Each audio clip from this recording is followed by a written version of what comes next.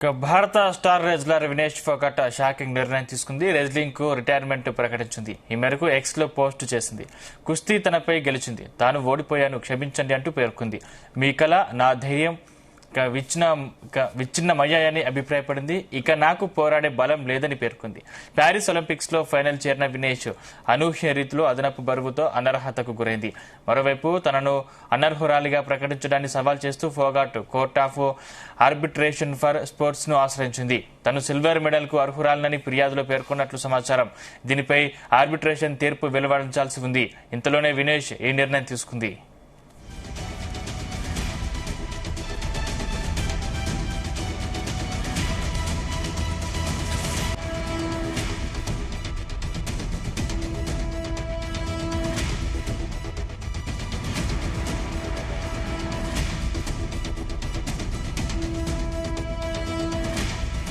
ఇదే అంశానికి సంబంధించిన మరింత పూర్తి సమాచారం మా ప్రతినిధి శ్రీచరణ్ అందిస్తారు. శ్రీచరణ్.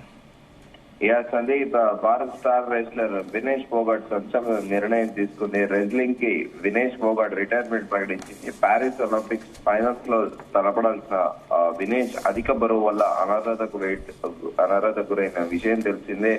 బంగారు పథకానికి అడుగు దూరంలో నిలబడిన వినేష్ కు ఎదురు దెబ్బ తగలడంతో ఆమె కళ చెదిరిందని చెప్పుకోవాలి. ఆమె కళే కాదు, యావత్ భారతదేశంలో ఉన్న అందరూ కూడా ఆమె డెఫినెట్ గా కూడా పసిడి పథకం తీసుకొస్తుంది అని కూడా ఎంతో ఆశగా కూడా ఎదురు చూశారు.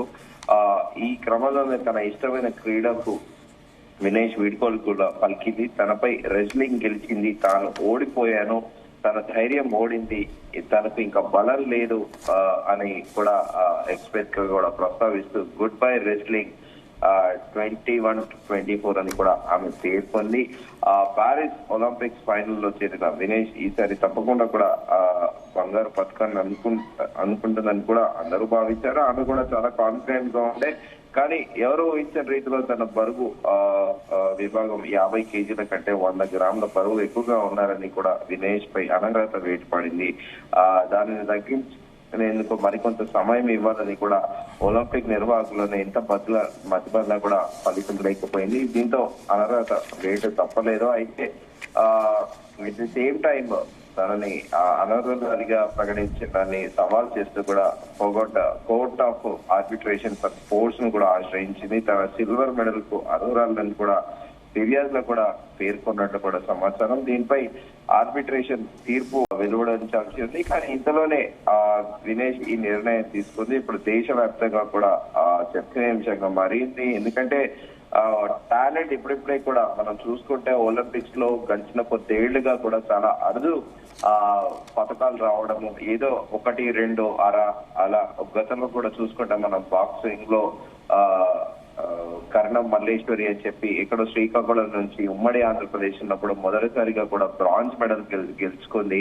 అలా వేళ్ల మీద లెక్క పెట్టవచ్చు ఒలింపిక్స్ లో భారత్ గెలుచుకున్న దాఖలు. కానీ ఇటీవల కాలంలో కూడా ఇటు పివి సింధు కానీ ఇలా కొంతమంది క్రీడాకారులు తమ టాలెంట్ ని కూడా నిరంతరం సాధన చేస్తూ తమ స్పోర్ట్స్ లలో కూడా తమ ప్రతిభను చాటుతూ కూడా ఒలింపిక్స్ వేదికగా కూడా పలు పథకాలు గెలుచుకుంటున్న సందర్భంగా ఈరోజు వినేష్ ఫోగాట్ కూడా దేశవ్యాప్తంగా కూడా ఒక స్టార్ రెజ్లర్, జపాన్ కి చెందిన నెంబర్ 1 రెజ్లర్ ని కూడా క్వార్టర్ ఫైనల్స్ లో ఓడించడము, అలాగే సెమీఫైనల్స్ లో కూడా టఫ్ ఆపోనెంట్ ని కూడా ఓడించడము డెఫినెట్ గా ఈసారి ఆమెకి స్వర్ణ పథకం ఖాయమని కూడా అందరూ భావించారు. ఇలా ఇటీవల కాలంలో కూడా భారతదేశంలోని ప్రతి ఒక్క స్పోర్ట్స్ లో అంటే అథ్లెట్స్ లో గానీ, రెజ్లింగ్ కానీ, బ్యాడ్మింటన్ కానీ, ఇతరత్ర స్విమ్మింగ్ లో కానీ, ఇతరత్ర స్క్వాష్ గేమ్స్ లో కానీ, స్ప్రింటింగ్ లో కానీ ఇప్పుడిప్పుడే కూడా మన వాళ్ళు మంచి మెరుగు అయిన ప్రదర్శన ఇస్తున్నారు. కానీ ఈసారి డెఫినెట్ గా కూడా ఈమెకి మెడల్ వస్తుందన్న తరుణంలో ఇలా అకస్మాత్తుగా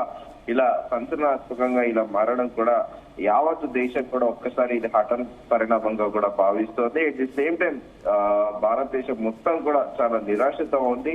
ఎందుకంటే ఆమె పసిడి పథకం గెలిస్తే ఆ దేశానికి మొత్తం కూడా ఒక ఉద్విగ్నకు భరితమైన సన్నివేశం. ఎట్ ది సేమ్ టైం అందరూ కూడా చాలా సంతోషం వ్యక్తం చేస్తారు. ఒక సాటి భారతీయురాలుగా కూడా ఒక బంగారు పథకం గెలుచుకోవడము దట్టు ఒలింపిక్స్ లో అని కూడా అందరూ కూడా హ్యాపీగా ఫీల్ అవుతారు. కానీ అన్ఎక్స్పెక్టెడ్లీ ఇలా జరగడం కూడా అందరూ తీవ్ర నిరాశ చెందారు. Sandeep, right, thank you Sricharan.